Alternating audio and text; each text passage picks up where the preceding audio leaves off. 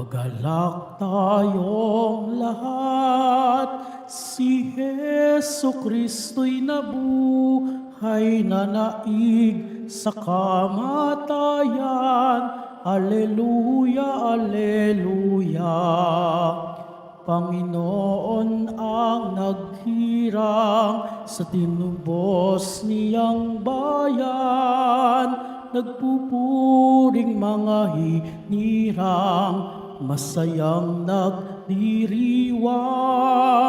Magalak tayong lahat, si Hesu Kristo'y nabuhay na naig sa kamatayan.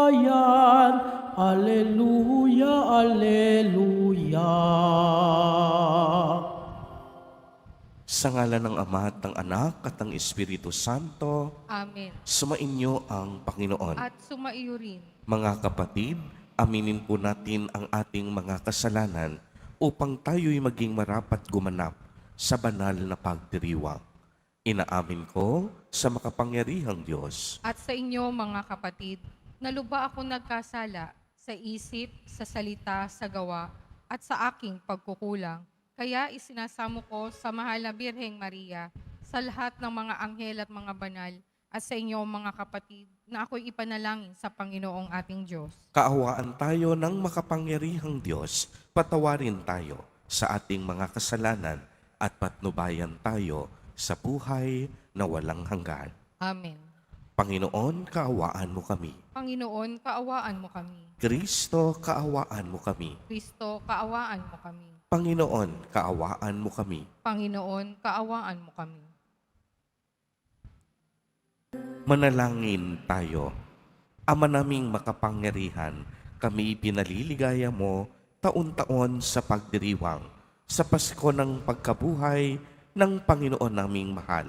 Ipagkaloob mong ang pagdiriwang namin dito sa lupang ibabaw ay magpagindapat na kami sumapit sa ligayang pangmagpakailanman sa pamamagitan ni Hesu Kristo kasama ng Espiritu Santo magpa sa walang hanggan. Amen. Magsipo muna po ang lahat.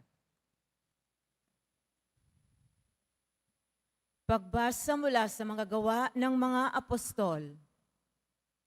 Minsan, 3 ng hapon, oras ng pananalangin, nagpunta sina Pedro at Juan sa templo. Sa malapit na tinatawag na pintuang maganda, ay may isang lalaking ipinanganak na lumpo. Dinadala siya roon araw-araw upang magpalimos. Nang makita niya sina Pedro at Juan na papasok sa templo, siya'y nanghingi ng limos. Tinitigan siya ng dalawa at sinabihan ni Pedro, "Tumingin ka sa amin." Tumingin nga siya sa pag-asang siya'y lilimusan. Ngunit sinabi ni Pedro, "Wala akong pilak o ginto, subalit may iba akong ibibigay sa iyo. Sa ngalan ni Hesu Kristong taga Nazaret, lumakad ka." Hinawakan niya ang kanang kamay, ang lumpo at itinindig. Pagdakay, lumakas ang mga paa at bukong-bukong ng lalaki. Ito'y napalukso at nagsimulang lumakad.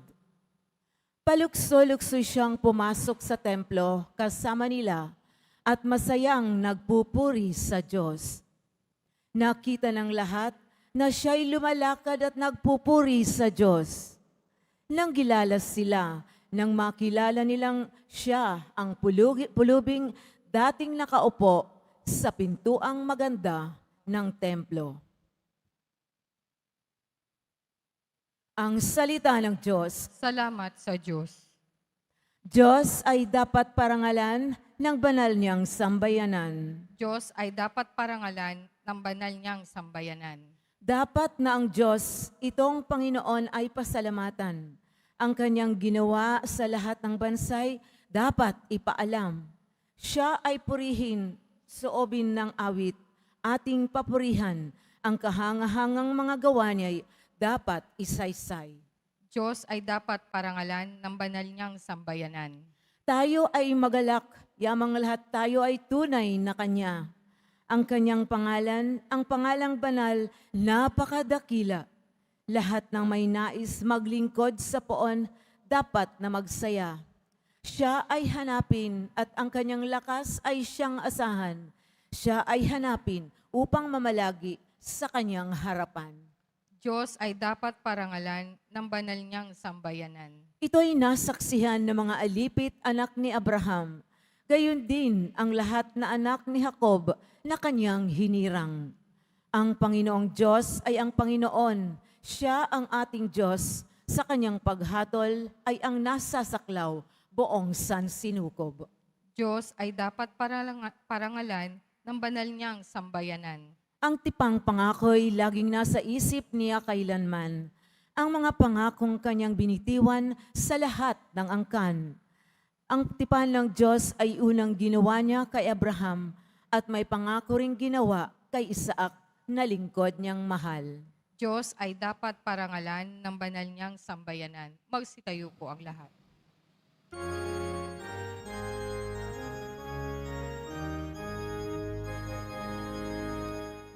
Hallelujah, Hallelujah, Hallelujah, Hallelujah.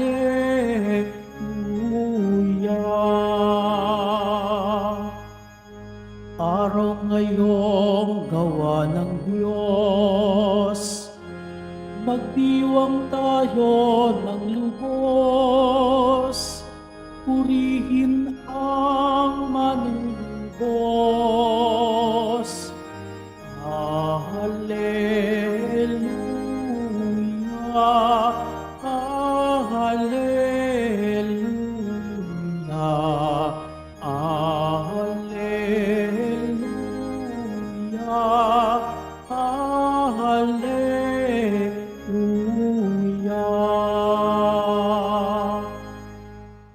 Sumainyo ang Panginoon. At sumaiyo rin. Ang mabuting balita ng Panginoon ayon kay San Lucas. Papuri sa iyo, Panginoon.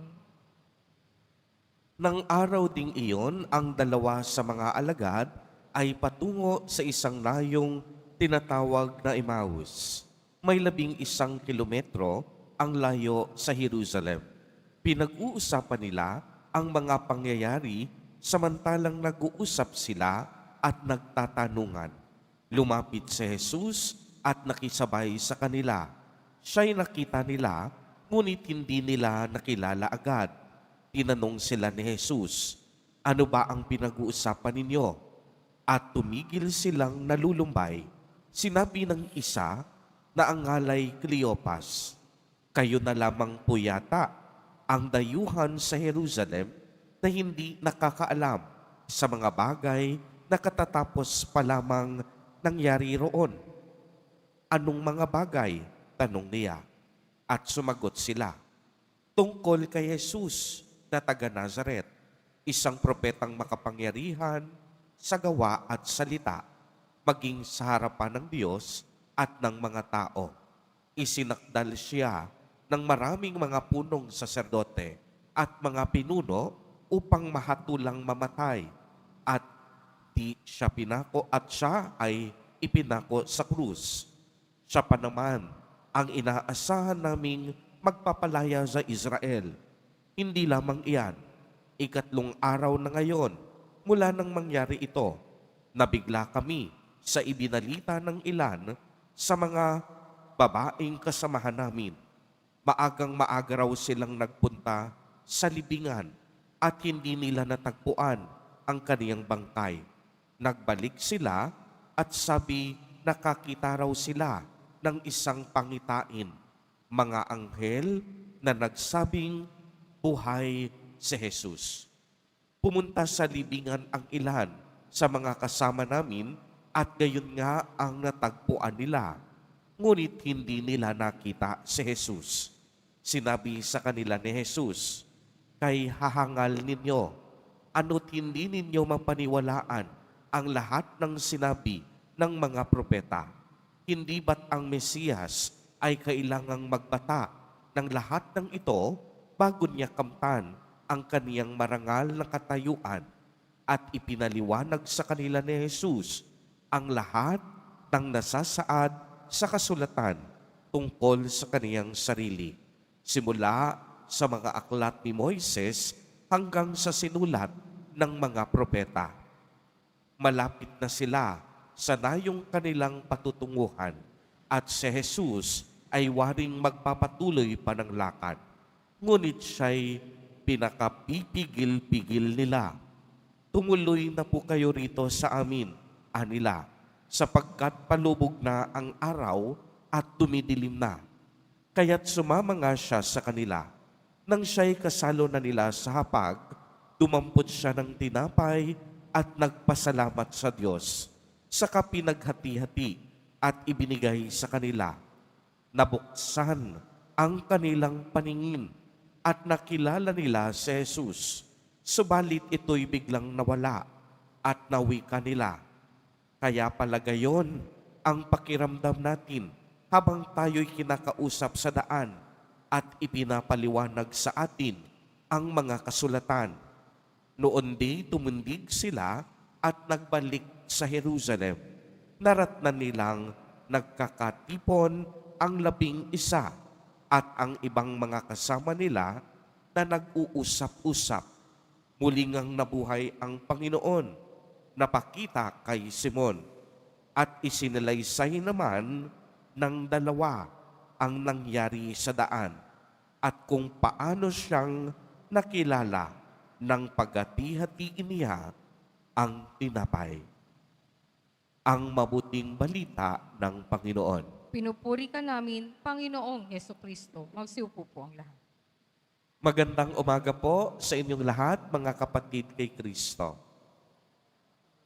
Sa lahat po ng ating mga taga-subaybay sa iba't ibang online platforms at sa lahat ng ating mga kadiboto sa iba't ibang panig ng Pilipinas at maging sa buong mundo kung saan tayo ay naaabot ngayon ng ating live streaming. Mapayapang umaga din po sa inyong lahat. Purihin at dakilain natin ang ating Panginoon, ang mahal na poong Jesus Nazareno. Palakpakan po natin ang ating Diyos na buhay.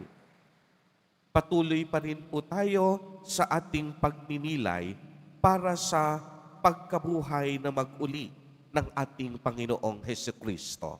At gaya nga ng sinabi ni San Pablo, na walang halaga ang ating pananampalataya, walang halaga ang ating panalangin at pagsamba kung si Jesus ay hindi muling nabuhay mula sa mga patay.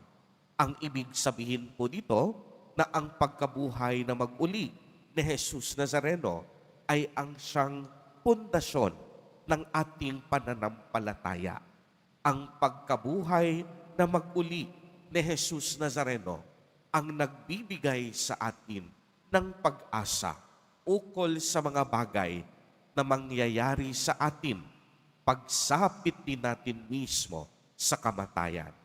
Dahil ang unang epekto ng muling pagkabuhay ni Jesus Nazareno ay unang-una tayo ay nakaranas ng kalayaan. Napagtanto natin na sa pagkabuhay na mag-uli ni Jesus Nazareno, tayo ay lumaya sa ating pagkakabitag sa kasalanan. Hindi nagtagumpay ang kasalanan. Dahil ang kasalanan, tinubos ni Jesus Nazareno sa kaniyang pagpapakasakit at kamatayan sa krus. Kaya ang isa sa epekto ng kaniyang pagkabuhay ay tayo'y lumaya mula sa kuko ng kadiliman at kasalanan. Ikalawa, dahil sa muling pagkabuhay ni Jesus Nazareno, tayo ay magkakamit din ng kaligtasan sa ating kamatayan. Alam po ninyo, ang dapat kabayaran ng kasalanan ay kaparusahan kapahamakan. Subalit dahil sa bigat ng krus na inako mismo ni Jesus Nazareno, ang kapahamakan, ang kabayaran sa kasalanan ay napagtagumpayan niya sa kaniyang pagpapakahirap at pagpapakasakit sa krus. Kaya nga, ang dapat kabayaran ng mga kasalanan ng tao ay napagtagumpayan ni Jesus Nazareno sa krus. Kaya nga, ang kaligtasan ay napasa ating mga kamay. At ikatlong epekto ng muling pagkabuhay ni Jesus ay ang pangako ng Diyos na buhay na walang hanggan. Sa muling pagkabuhay ni Jesus Nazareno, binuksan niya ang pintuan ng kalangitan upang tayo din sa ating kamatayan, umaasa tayo na yon ang hindi natin huling hantungan, kung hindi ang buhay na walang hanggan sa mga taong may pananampalataya, sa taong gumagawa ng mabuti, at sa mga taong patuloy na nagmamahal. Ibig sabihin, hindi kamatayan ang huling salita. Bagamat tayo ay mamamatay, tayo rin ay muling mabubuhay. Sapagkat ang kanyang muling pagkabuhay, ang siya ring inaasahan natin sa oras ng ating kamatayan. Kaya nga ang kamatayan ay pagdaraanan lang natin upang sa gayon makatawid tayo sa isang buhay na kailanman ay hindi na magagapi at hindi na kailanman matatapos. Mga kapatid kay Kristo at mga kadiboto, sa muling pagkabuhay ni Jesus, patuloy tayong hinahamon na maging buhay na saksi din ng kanyang kabutihan at kagandahang loob. Tatlong mahahalagang bagay ang ipinagkaloob sa atin ng Diyos sa muling pagkabuhay ni Jesus Nazareno: kalayaan, kaligtasan, at buhay na walang hanggan. Amen.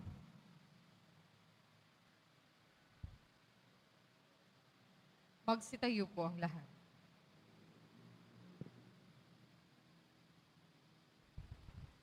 Minamahal kong mga kapatid, sa pag-alala natin kung paano nakilala ng mga alagad si Jesus sa paghahati-hati ng tinapay sa daan patungong Emmaus, manalangin tayo sa Diyos Ama upang magkaroon tayo ng higit na malalim na pagpapahalaga sa muling nabuhay na Kristo bilang ating pagkaing espiritual para sa ating paglalakbay sa buhay.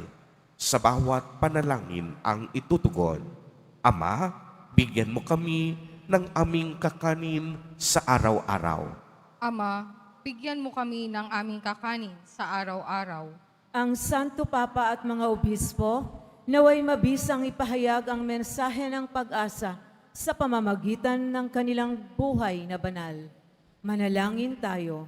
Ama, bigyan mo kami ng aming kakanin araw-araw. Ang mga pinuno ng pamahalaan, naway makapaghatid ng pag-asa at ginhawa sa ating bayan sa pamamagitan ng kanilang lubos na paglilingkod. Manalangin tayo.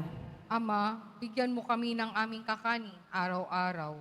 Atin nawang maunawaan kung bakit kailangang magpakasakit ni Kristo at muling mabuhay mula sa mga patay sa ikatlong araw. Manalangin tayo. Ama, bigyan mo kami ng aming kakanin sa araw-araw. Ang mga may sakit, naway pagalingin at palakasin sa kanilang pagtanggap sa Eukaristiya. Manalangin tayo. Ama, bigyan mo kami ng aming kakanin sa araw-araw. Ama naming nasa langit, pagkalooban mo kami ng malalim na pananampalatayang nararapat upang makilala namin ang iyong anak sa lahat ng mga pagkakataon sa aming buhay. Hinihiling namin ito sa pamamagitan ni Kristo na aming Panginoon. Amen. Magsiupo muna ang lahat.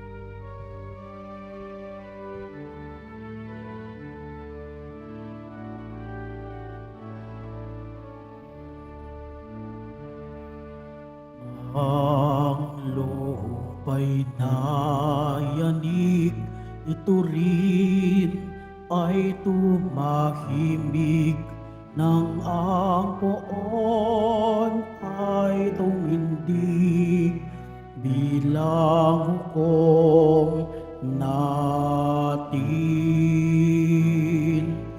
Alleluia, Alleluia, Alleluia, Alleluia, Alleluia.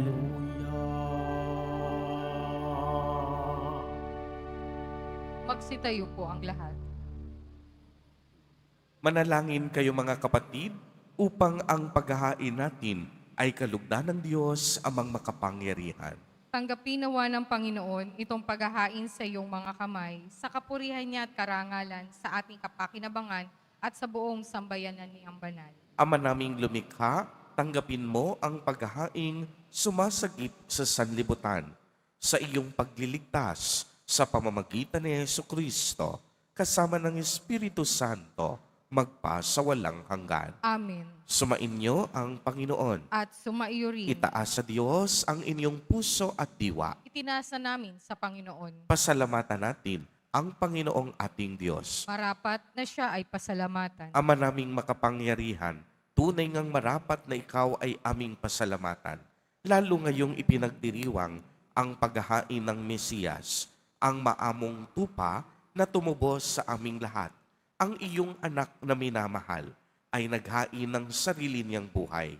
Siya ang tupang maamong umako sa kaparusahan upang mapatawad ang kasalanan ng sanlibutan. Sa pagkamatay niya sa banal na krus, ang kamatayan namin ay kanyang nilupig. Sa pagkabuhay niya bilang manunubos, pag-asa at pagkabuhay ay aming nakamit. Kaya kaisa ng mga anghel na nagsisiawit ng papuri sa iyo, nang walang humpay sa kalangitan, kami nagbubunyi sa iyong kadakilaan.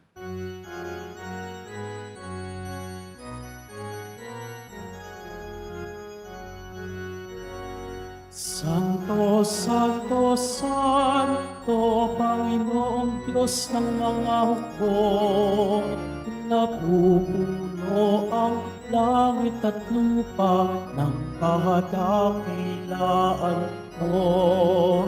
Hosana, Hosana, Hosana, Hosana, Hosana sa kaitaasan. Pinagpala ang naparirito sa ngalan ng Panginoon. Hosana, Hosana, Hosana, Hosana, Hosana sa kaitaasan.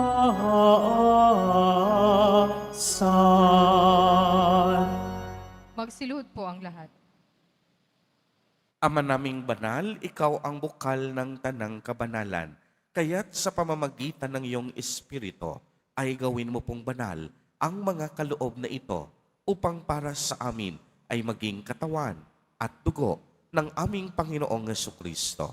Bago niya pinagtiis ang kusang loob na maging handog, hinawakan niya ang tinapay, pinasalamatan kaniya, pinagati-hati niya iyon, iniabot sa kaniyang mga alagad at sinabi, tanggapin ninyong lahat ito at kanin.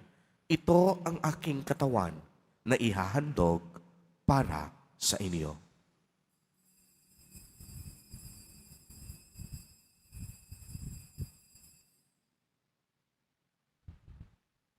Gayon din naman noong matapos ang hapunan, hinawakan niya ang kalis, muli kaniyang pinasalamatan. Iniabot niya ang kalis sa kaniyang mga alagad at sinabi, "Tanggapin ninyong lahat ito at inumin. Ito ang kalis ng aking dugo, ng bago at walang hanggang tipan. Ang aking dugo na ibubuhos para sa inyo at para sa lahat sa ikapagpapatawad ng mga kasalanan. Gawin ninyo ito sa pag-alaala sa akin."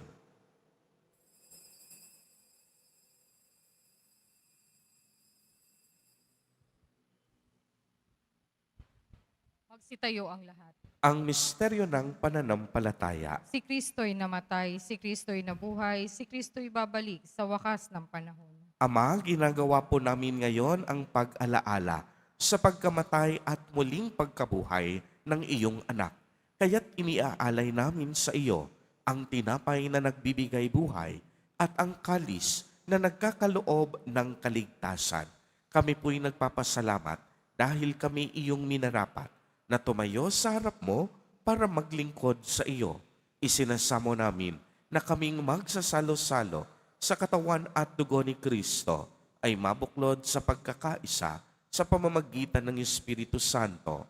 Ama, lingapin mo ang iyong simbahang laganap sa buong daigdig. Puspusin mo kami sa pag-ibig kay isa ni Jose na aming obispo at ng tanang kaparian. Alalahanin mo rin si Francisco na aming Santo Papa na tinawag mo mula sa daigdig na ito. Noong siya'y binyagan, siya'y nakaisa ni Kristo sa pagkamatay. Ngayong siya'y pumanaw, naway makaisa siya ni Kristo sa pagkabuhay. Alalahanin mo rin ang mga kapatid naming nahimlay nang may pag-asang sila'y muling mabubuhay. Gayon din ang lahat ng mga pumanaw. Kaawaan mo po sila at pagindapatin kaming lahat na makasalo sa iyong buhay na walang wakas. Kaisa ng mahal na Birheng Maria na ina ng Diyos, ng kabiyak ng puso niyang si San Jose, kaisa ng mga apostol at ng lahat ng mga banal na namuhay dito sa daigdig ng kalugod-lugod sa iyo, maipagdiwang nawa namin ang pagpupuri sa ikararangal mo sa pamamagitan ng iyong anak na aming Panginoong Hesukristo. Sa pamamagitan ni Kristo, kasama niya at sa Kaniya, ang lahat ng parangal at papuri ay sa iyo, Diyos amang makapangyarihan, kasama ng Espiritu Santo, magpa sa walang hanggan. Amen, amen, amen.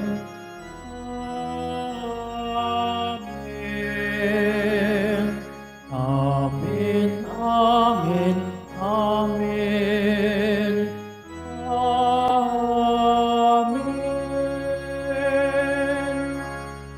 Sa tagubilin ng mga nakagagaling na utos at turo ni Jesus na Panginoon natin na Diyos, ipahayag po natin ng lakas loob. Ama namin, sumasalangit ka.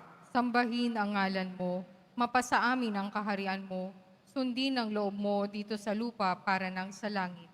Bigyan mo kami ngayon ng aming kakanin sa araw-araw at patawarin mo kami sa aming mga sala para nang pagpapatawad namin sa nagkakasala sa amin.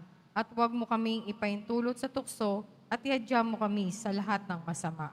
Hinihiling namin na kami iadya sa lahat ng masama, pagkalooban ng kapayapaan araw-araw, iligtas sa kasalanan, at ilayo sa lahat ng kapahamakan, samantalang aming pinananabikan ang dakilang araw ng pagpapahayag ng tagapagligtas naming si Hesukristo. Sapagkat iyo ang kaharian at ang kapangyarihan at ang kapurihan magpakailanman. Amen. Panginoong Hesukristo, sinabi mo sa iyong mga apostol, "Kapayapaan ang iniiwan ko sa inyo, ang aking kapayapaan ang ibinibigay ko sa inyo. Tunghayan mo ang aming pananampalataya at huwag ang aming mga pagkakasala. Pagkalooban mo po kami ng kapayapaan at pagkakaisa ayon sa iyong kalooban, kasama ng Espiritu Santo, magpa sa walang hanggan." Amen. Ang kapayapaan ng Panginoon ay laging sumainyo. At sumaiyo rin. Magbigayan po tayo ng kapayapaan sa isa't isa. Kordero ng Diyos na nag-aalis ng mga kasalanan ng sanlibutan, maawa ka sa amin. Kordero ng Diyos na nag-aalis ng mga kasalanan ng sanlibutan, maawa ka sa amin. Kordero ng Diyos na nag-aalis ng mga kasalanan ng sanlibutan, ipagkaloob mo sa amin ang kapayapaan. Magsilod po ang lahat. Ito ang kordero ng Diyos. Ito ang nag-aalis ng mga kasalanan ng sanlibutan. Mapalad ang inaanyayahan sa kaniyang piging. Panginoon, hindi ako karapat-dapat na magpatuloy sa iyo, ngunit sa isang salita mo lamang ay gagaling na ako.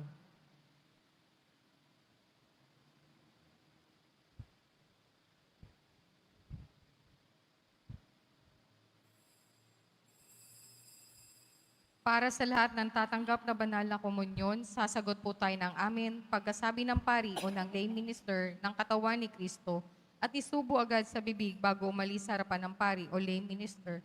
Sumunod po tayo.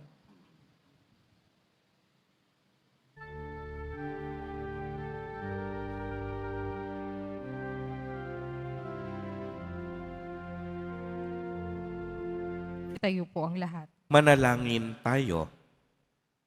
Ama naming mapagmahal, kaming iyong pinapakinabang sa ikapagpapatawad ng mga kasalanan ay gawin mong mga bagong nilalang, pakundangan sa pagtanggap namin sa sakramentong banal ng iyong anak na tagapamagitan kasama ng Espiritu Santo magpa sa walang hanggan. Amen. Sumainyo ang Panginoon. At sumaiyo rin. Mahal na poong Jesus Nazareno, inihayag mo sa pamamagitan ng krus ang walang maliw na pag-ibig ng Diyos sa sangkatauhan. Pakinggan mo ang kahilingan lalo na para sa mga nangangailangan ng iyong tulong at awa. Makamtanawa namin ang iyong kasagutan na may utang na loob na tinatanaw. Basbasan din po ninyo itong mga imahen at dasalan upang lalo kaming manalangin at magtiwala. Sa pamamagitan ng bendisyon na ito, naway lalo kaming maging mapaglingkod, masunurin at tapat sa iyo na aming maluwalhating Panginoon, magpa sa walang hanggan. Amen. At pagpalain po kayong lahat at ng inyong buong pamilya ng makapangyarihang Diyos, Ama, Anak, at Espiritu Santo. Amen. Humayo kayong taglay ang pag-ibig at kapayapaan ng poong Jesus Nazareno. Aleluya, aleluya. Salamat sa Diyos. Aleluya, aleluya.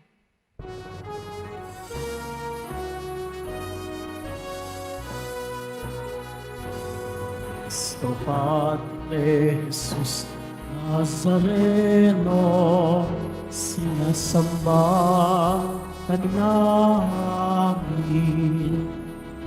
Pinipintulo ka namin, araw mong aming buhay at kaligtasan. Cristo Padre Jesus Nazareno, iligtas mo kami sa kasalanan. Ang krus mo pinamatayan ay sagisag ng aming kaligtasan. Nuestro Padre Jesus Nazareno, dinarangal ka namin. Nuestro Padre Jesus Nazareno, niluwalhati ka namin. Nuestro Padre Jesus Nazareno, dinarangal ka namin. Nuestro Padre Jesus Nazareno, niluwalhati ka namin.